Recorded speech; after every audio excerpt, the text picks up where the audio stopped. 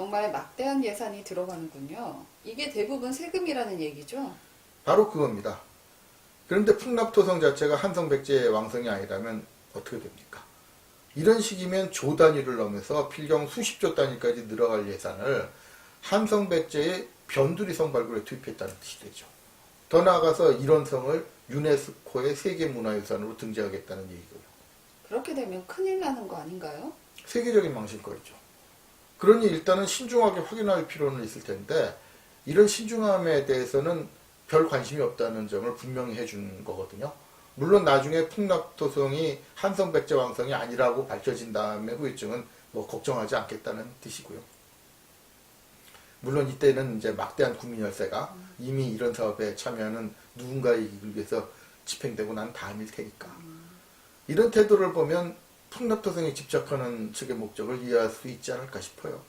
이건을 위해서라면 어떤 후유증이 있건 신경 쓰지 않는다는 거네요.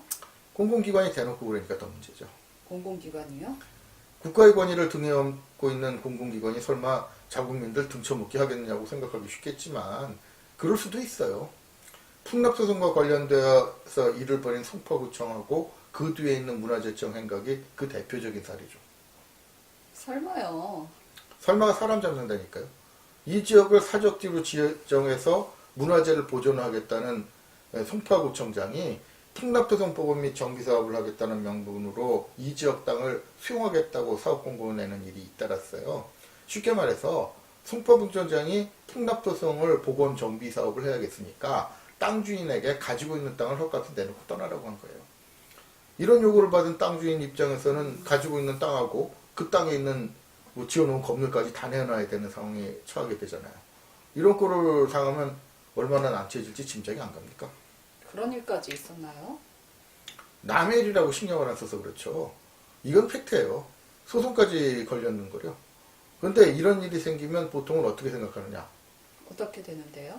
대부분의 사람들은 유감스러운 일이긴 하지만 문화재 보호는 국가적 사업 차원에서 추진하는 중요 사업이니까 주민 측에서 희생을 감수해야 된다고 보기 십상이죠.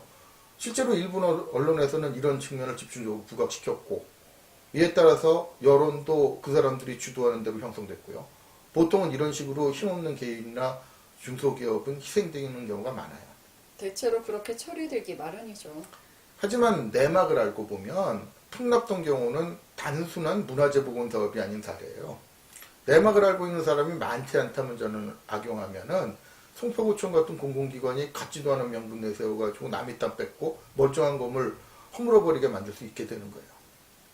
예, 설마요. 설마가 사람 잡는다니까요. 송파구청에서 수용하겠다고 공고한 땅 중 한 곳이 풍납토성 서쪽 성벽이 있었다고 추정되는 곳이에요. 여기서 일반적인 사람들은 추정이라는 말을 보고 대충 넘어가요. 어차피 뭐 2000년쯤 되는 옛날 일인데 추정이 할 수 있는 것이 있겠느냐. 뭐 이런 생각이 들기 십상이니까요. 그게 어떤 차이를 가져오나요? 이 미묘한 추정이라는 말을 뒤집으면 사실 정확한 실체를 모른다는 뜻이 되는 거죠. 그런데 이런 점을 무시하고 문화재 복원이라는 사업에 이 낱말을 적용시키면 막연할 수밖에 없는 역사적 실체를 복원하는 거하고는 차원이 달라집니다. 바로 이 부분이 사람들에게 혼선을 일으키는 점이고 이걸 악용하면 당당하게 사기를 칠 수 있게 되는 거죠. 사기라는 말까지 가능한가요? 이해를 돕기 위해서 먼저 문화재 복원과 복원에 대한 국제적 기준이라고 할 수 있는 유네스코 규정을 인용해 볼게요. 관련 분야에 종사하는 사람이 아니면 왜 이런 규정을 확인해야 되는지 가슴에 와닿지 않을 수 있으니까 설명을 조금 더 붙여볼게요. 우선 재건축은 예외적인 경우에만 정당화되며 라는 말의 의미부터요. 이건 문화재 보존과 복원이라는 것이 기본적으로 만들어졌을 때 원래 형태를 유지해야 가치가 있다는 뜻이에요. 이해하기 쉽게 좀 더 사례를 구체적으로 들어볼게요. 대한민국의 국보 제1호였던 숭례문, 이 남대문이죠. 이거였는데 그게 사회에 불만을 품은 사람이 불을 지르는 바람에 불타 없어져 버리는 바람에 새로 지었잖아요. 네. 그러면 새로 지은 숭례문이 문화재로서의 가치를 가질 수 있을까요? 답은 당연히 없다가 돼요. 3년 선사의 경우에는 복원사업 한다고 손댔다가 오히려 유네스코 세계문화유산에서 제외되기까지 했다고 하네요. 그렇게 되나요? 나중에 이 당연한 원칙이 어떻게 무시되는지 보여드려야 돼서 미리 확인드리는 거예요. 왕궁과 왕성 개념부터 확인해드렸던 것처럼요. 이것도 말장난하면서 사람들 우롱하는 경우인가요? 나중에 보여드리겠지만 왕궁 왕성 개념 가지고 장난치는 것보다 훨씬 더 심각해요. 그래서 찬찬히 확인하자는 겁니다. 숭례문이 문화재로서의 가치를 인정받아왔던 이유는 500년쯤 전인 조선시대에 지어졌기 때문이죠. 뒤집어 말하면 아무리 똑같이 지어도 21세기 대한민국에서 다시 만들면 문화재로서의 가치는 그때부터 다시 시작되는 거예요. 쉽게 말해서 다시 만든 시점에서는 문화재로서의 가치가 없는 거나 마찬가지라는 거죠. 그렇게 되나요? 이 점을 확인하고 풍납동 지역의 상황을 보자는 거죠. 이번 사건에서 명분이 된 해당 지역 풍납토동 서쪽 성벽하고 그 부근 사태는 어떠냐? 결론부터 말하자면 실체가 거의 남아있질 않아요. 그 점은 이 지역 현재 한성백제 왕성이라고 간주를 하고 복원 사업을 추진하는 측의 자료에서도 확인이 되거든요. 뭐 그쪽 주장인데도 풍납토성 복원 필요성을 강조하는 2009년 9월에 국립문화재연구소 발간 이 풍납토성 500년 백제왕들의 비전과 과제 이런 자료에서조차도 발굴 조사를 통해서 풍납토성의 서쪽 성벽이 실제로 존재했는지 그 부분이 풍납토성 외부의 해자시설이었는지 아니면 제방 옆에 자연도랑이었는지 명확하게 밝혀진 바 없다. 이렇게 얘기했거든요. 지금 사진이 그겁니다. 네, 사진으로 나가는 자료가 그겁니다. 추가적인 발굴 조사가 필요하다는 말조차도 조사가 목적인지 발굴 비용을 더 타내는 것이 목적인지조차 의심스러울 정도예요. 굳이 복잡하게 발굴해서 확인하지 않더라도 이미 대형 공장 시설이 지어져 있는 경우에는 그 자체가 해당 지역에 있는 유적을 거의 완전히 파괴했음을 의미한다고 봐야 돼요. 그러니 이런 상태에서 문화재 복원이 될 리도 없고 억지로 해봤자 이게 문화재로 인정받지도 못하죠. 건물을 짓기 전에 발굴로 유적을 확인하고 보존했던 몰라도 이미 현대 건물을 올리면서 해당 지역 다 파괴해놓고 인제 와서 그 지역의 유적을 복원하겠다는 발상 자체가 황당한 거예요.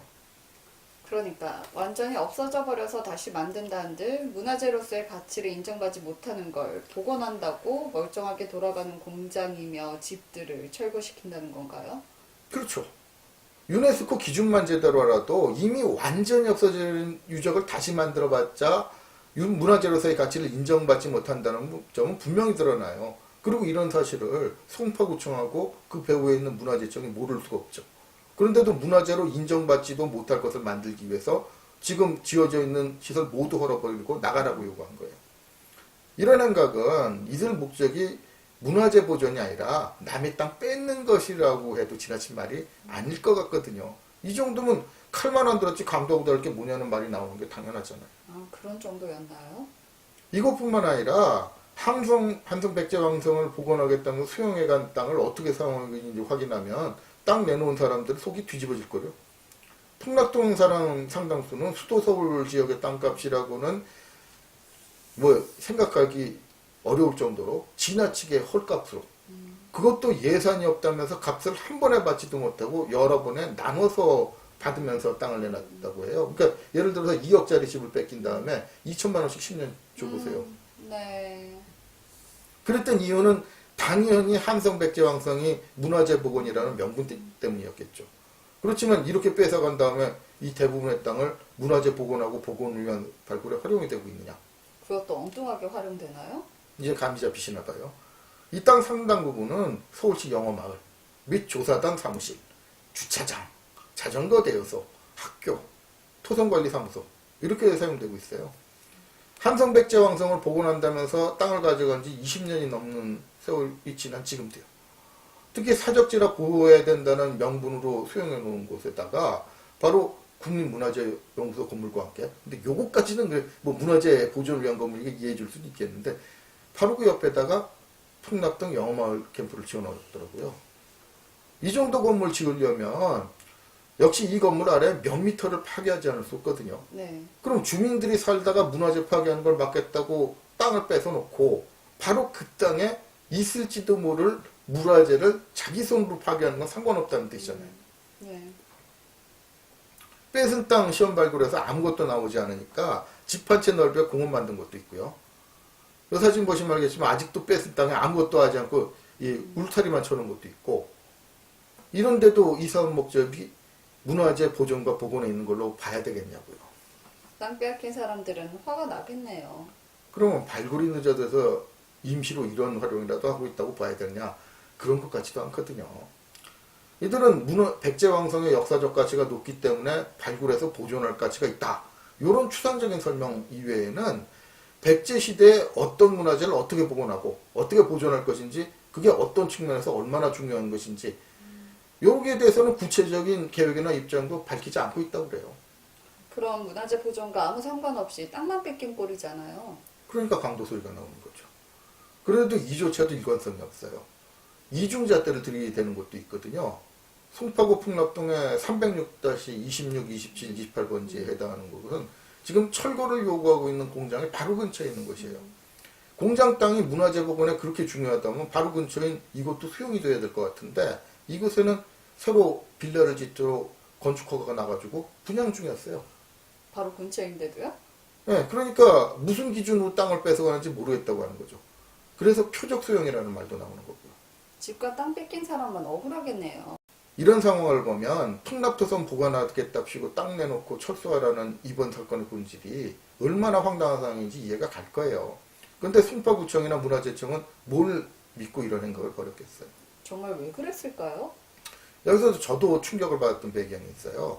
사정이 이렇기 때문에 풍납동 지역에서는 소송이 이어졌었어요. 그러다 보니 한 번은 소송에 관련된 변호인들이 관련 내용을 물어본 적이 있어요. 풍납토선 관련 문제를 두고 학계 어두운 문제까지 솔직히 얘기해 줄 사람이 없으니까. 그러니까 사실 법조계에 있는 사람들이 그러니까 그 반대쪽 얘기를 해줄 사람이 굉장히 없는 상황이었는데도 법조계에 있는 사람들이 사정을 몰라서 그런지 몇 년 만에 처음으로 한번 물어본 적이 있었어요. 뭐 연구해서 알게 된 전문적인 내용을 알려주는 거야 뭐 권리자 의무니까. 그래서 응했고요. 근데 이때 변호사들이 자문을 요청했던 내용은 좀 간단한 거였어요. 아무래도 사업을 검토해 보니까 좀 계획이 무리해 보이는데 이게 문화재 보존 복원 사업으로서 타당성이 있느냐, 요 정도만 물어봤었거든요. 근데 이 내용을 훑어보다가 제가 깜짝 놀랐다니까요. 사실 좀 황당했어요. 명색이 공공기관이라면서 어떻게 이런 사업을 문화재 보존 복원 사업이라고 내세울 수 있는지 이해가 가지 않았거든요. 어떤 내용이었는데요? 굳이 위에서 소개했던 문화 유네스코 규정까지 세세하게 외우고 있지 않아도 이미 없어져 버린 유적을 복원했다는 명분이 성립할 수 없다는 점은 뭐 이 분야에 있는 사람들한테는 상식 중의 상식이거든요. 그런데도 신뢰가 생명인 공공기관이 요 기관에서 벌인 사업 내용이라는 게 뭐였느냐? 완전히 없어져 버린 서쪽 성벽 근처 공장 땅을 발굴해가지고 성벽을 복원하겠다는 거더라고요. 그게 왜 문제인지 설명 좀 해주셔야겠네요. 송파구청이 이제 복원하겠다고 이 사업 공고를 낸 지역 대부분에 막상 원래 상태를 유지하고 있는 유적이 거의 없어요. 그러니까 이럴 정도로 파괴된 유적을 다시 복원하겠다는 건 문화재 사업이라고 할 수가 없는 거예요.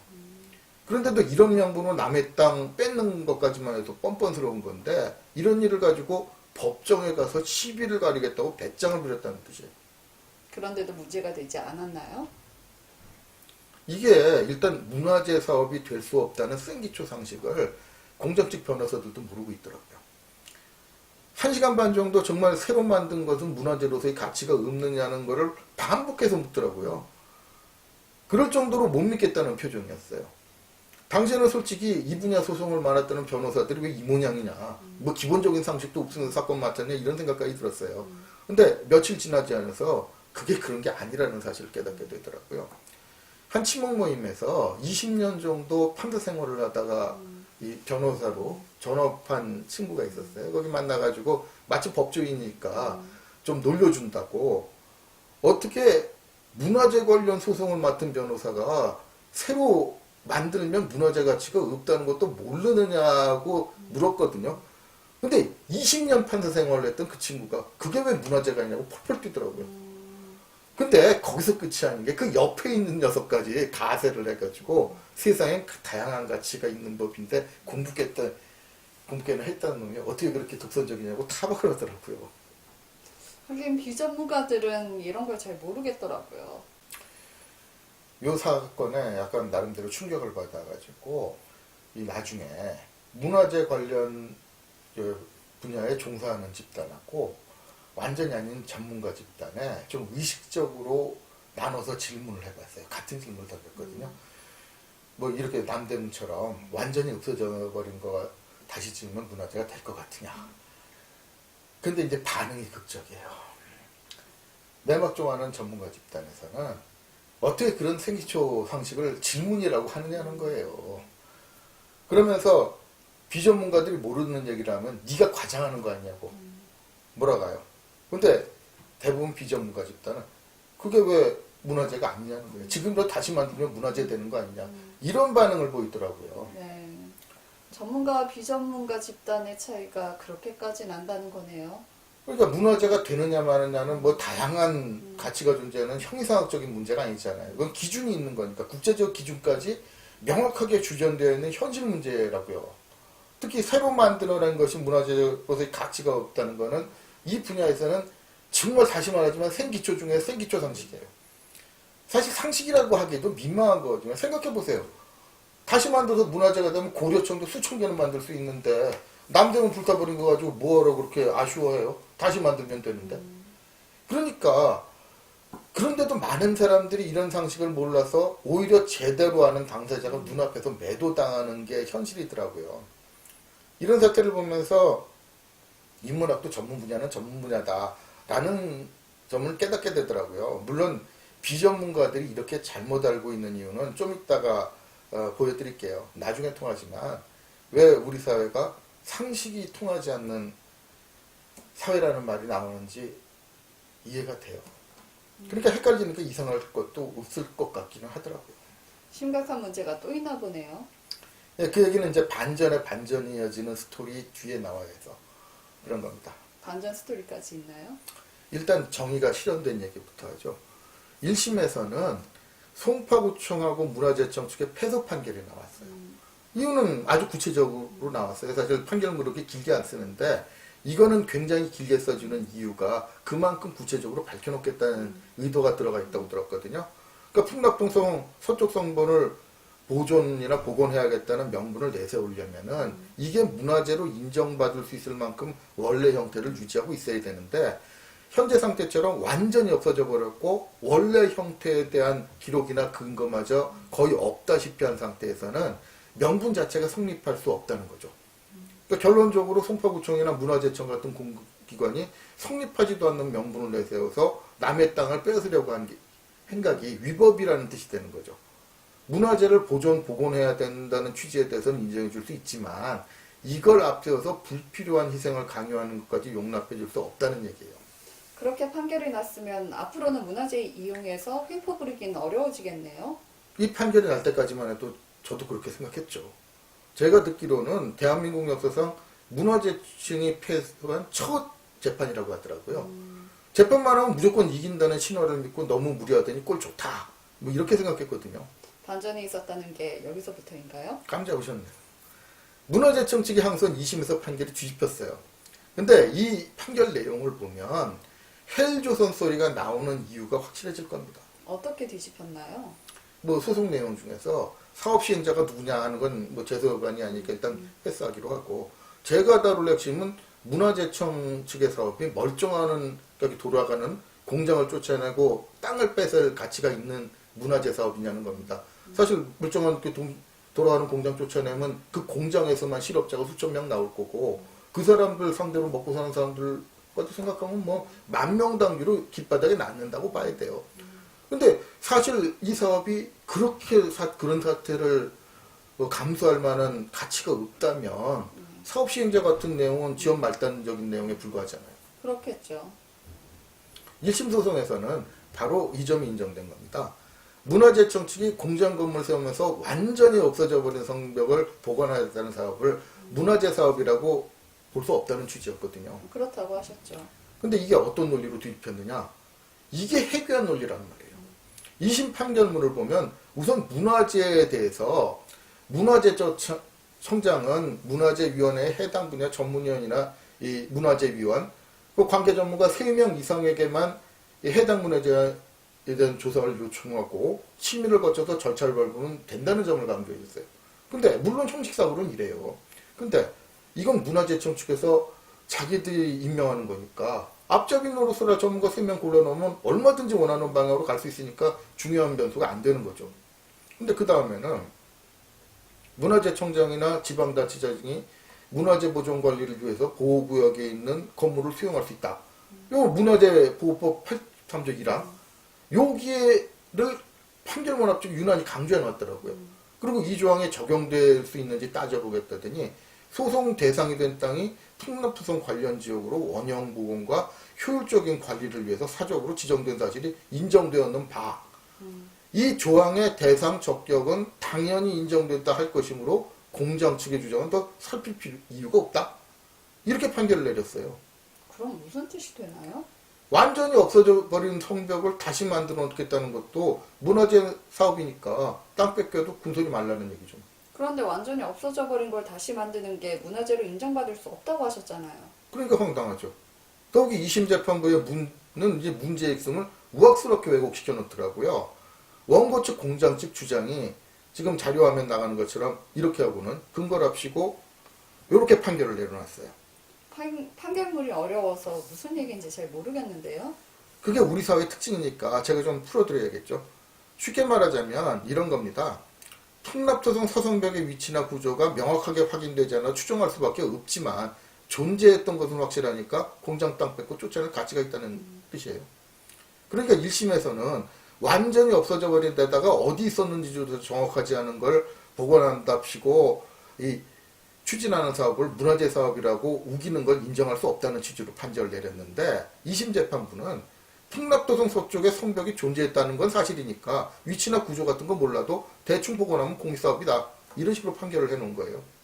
그러면 그냥 풍납토성 서쪽에 성벽이 있었다는 사실은 분명하니까 위치나 구조 같은 거 몰라도 부근 땅을 빼앗을 수 있다는 뜻이 되는 건가요? 바로 그겁니다. 이래서 유네스코 기준을 앞에서 확인해드린 거예요.